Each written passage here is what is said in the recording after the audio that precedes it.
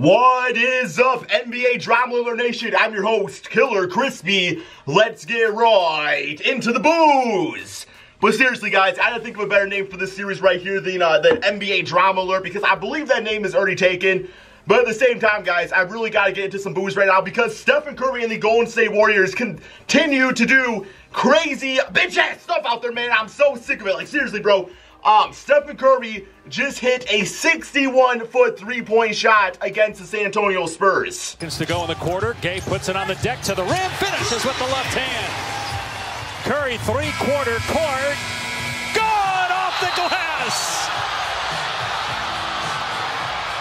Beats the buzzer with a banked-in three for his first triple of the quarter.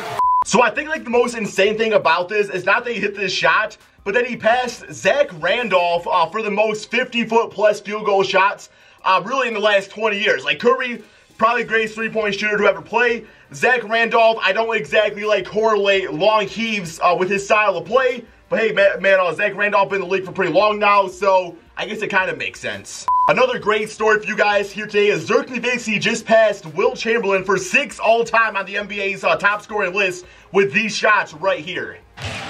In spite of the Pelicans losing, there's one. First touch of the game for Dirk, and it's a jump shot for the top of the key. Luka beats Dirk, top of the key again. Over Williams, jumper's good! The wait is over to pass Wilt. Returning to 6th in NBA history in scoring. Now, I do find it absolutely hilarious that people are, like, giving Dirk Nowitzki, like, this big send-off or anything like that. But we all know deep down, you know, Dirk wants to go out there next season. He wants to ball up with Luka Doncic and also Kristaps Porzingis. Guys, I would not be surprised if he moves even higher on this list. Now, you know, eventually LeBron James is going to pass him. But at the same time, guys, like, I just feel like Dirk Nowitzki, he's not done after this season. Like, he's going to come back. Yeah, he's not going to go out there playing, no, like 20 minutes a game. Probably be close to like maybe 7 minutes a game, you know, here and there playing. But at the same time, man, he really wants to do this. And I just don't think this is the last we've seen of Dirk Nowitzki. So the great NBA point guard Peyton joins a short list of NBA players on a new accomplishment. Now, first and foremost, you guys are probably thinking, yo, Gary Payton's not in the NBA. No, guys, this is actually Elfrid Payton making this list. New Orleans Pelican guard Elfrid Payton joined an illusionist list of NBA greats on Monday by recording a triple-double in his 5th straight game. Payton, a 6-year NBA veteran, joined the likes of Russell Westbrook, Oscar Robertson, Wilt Chamberlain, and Michael Jordan to accomplish this feat, according to Elias Sports Bureau. Westbrook has done it 4 times, Robertson did it 3 times, and Chamberlain twice. Now, I will say, man, I was not a big fan of Elfrid Payton down there at Orlando Magic. I thought he was pretty solid on the Phoenix Suns. And let me just be honest here. Phoenix Suns, you guys don't have a point guard. Why did you get rid of this man? He cut his hair and everything. I just don't really understand it. You guys had yourself one hell of a point. I mean, I don't want to say one hell of a point guard. But it was a point guard. It wasn't Isaiah Cannon or Eli Okubo. I just did not really understand this. But it sounds like he's doing pretty solid over there on the Pelicans, despite their whole, you know, situation. So Isaiah Thomas of the Denver Nuggets returned back to the Boston Celtics, you know, for an away game. And let me just say, this crowd, they were giving it up for Isaiah Thomas. Like, he had this big, huge, like, video tribute and everything like that. I mean, it was really good story just because we all know that Isaiah Thomas gave his heart and soul to the city of Boston. But at the same time, man, like, he ended up getting traded for Kyrie Irving, and he has not been the same player since. A big part of that is due to his hip injury. He just, you know, when you're a smaller player like that and you get beat around like that, it's really hard to just, like, bounce back that quickly. So, it was really cool just to see, like, him react to everything like that. This is what the tribute was looking like. I mean, I love this city. Like I always said, it's genuine love, and that's for the rest of my life here. Kick to the corner, Isaiah, 3, got it! Gets it to Isaiah, deep 3.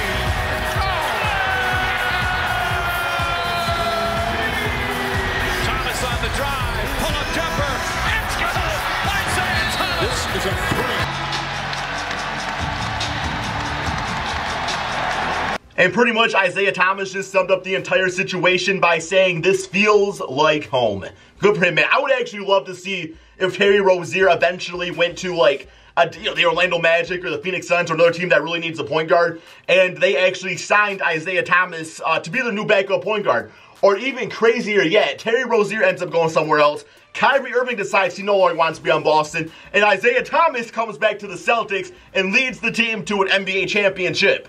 That is the NBA we need. That is the NBA we would all love. But kind of a story within a story of this whole situation is because obviously the Denver Nuggets were playing the Boston Celtics. They actually beat the Boston Celtics 114-105.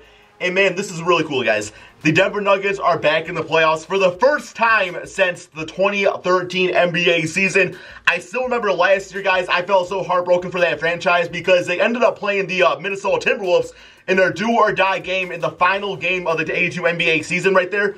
And they ended up losing that game. And it was pretty much the winner of that got to go to the playoffs. Now, if I remember correctly, the Timberwolves did not do all that great, but at the same time, man, I felt like that was a really good learning experience for the Denver Nuggets, where they really went into that summer.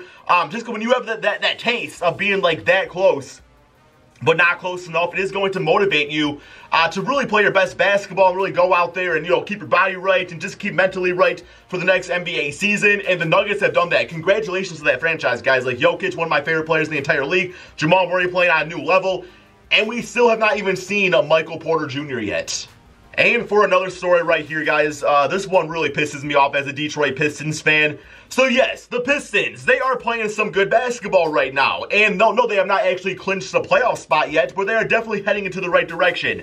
So last night, they played the Cleveland Cavaliers. And I guess the Pistons' mindset is, you know what, we win some games as of late. I guess we can rest our best player that's literally carrying this team on their back in Blake Griffin. So Blake Griffin takes the night off.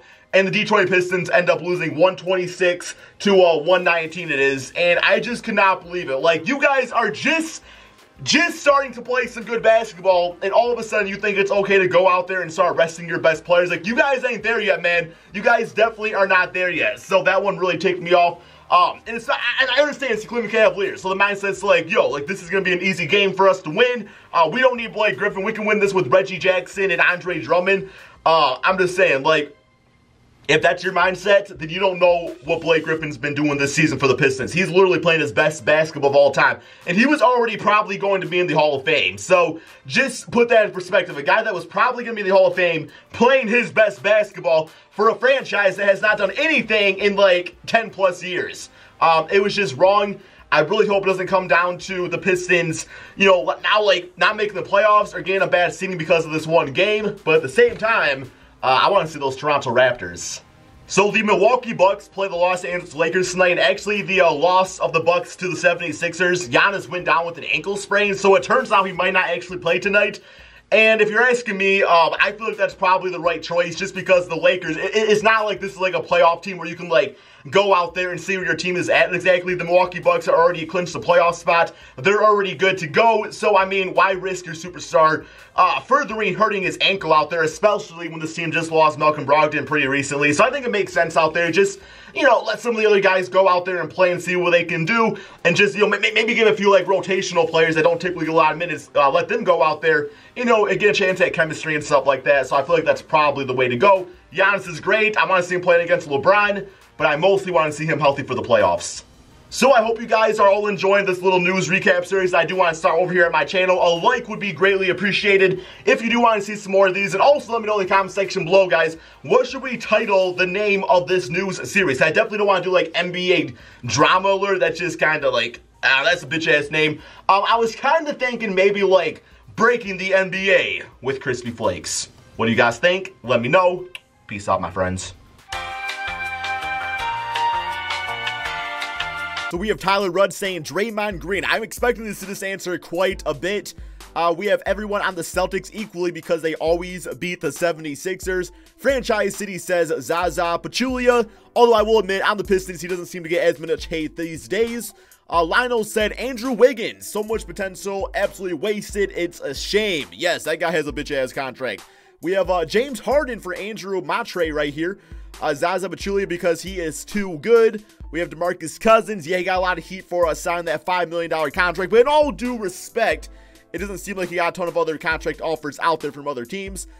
New Dog says, I feel like the easy Mavs fan answer would be Rondo for quitting on the team. James Harden travels and complains all the time. We got names. We're all saying, honestly, I would say Lonzo is pretty hated on by people. Yes, people definitely do not respect his game. Ben Noel says John Wall. Corbin says Michael Beasley. Well, that's an interesting one. We got Sam Baker says Nick Batum. He robbed Charlotte. Yes, that guy was part of that all season where just all these ridiculous contracts will be given out. Matt says Jamal Murray takes some heat. I actually have not heard much about Jamal Murray hate, but this is news to me. We have Kobe. I know he's a legend, but I couldn't stand him at all. But for present day, I have to say Zaza. Steph Curry, way too cocky for someone who's a system player and couldn't take a team to the finals by himself. We have LeBron James, Zaza yet again, Jason Tatum, Bruce Bowen. Yes, a lot of people said Bruce Bowen was definitely a very dirty player. We got KD, Snake, and Cupcake, and I'm just going to go through the rest of these just in case you guys want to see them. Yeah, surprisingly, I'm just starting to see Kevin Durant. I thought Kevin Durant and Draymond Green were going to be a lot higher on this list, but yeah, man, I mean, I know me personally, my most hated player in the NBA, I hate to say it, man, but it probably is Kevin Durant, just because, I don't know, I can't really think of anybody else that I really disrespect or hate all that much, so I'm going to go with KD.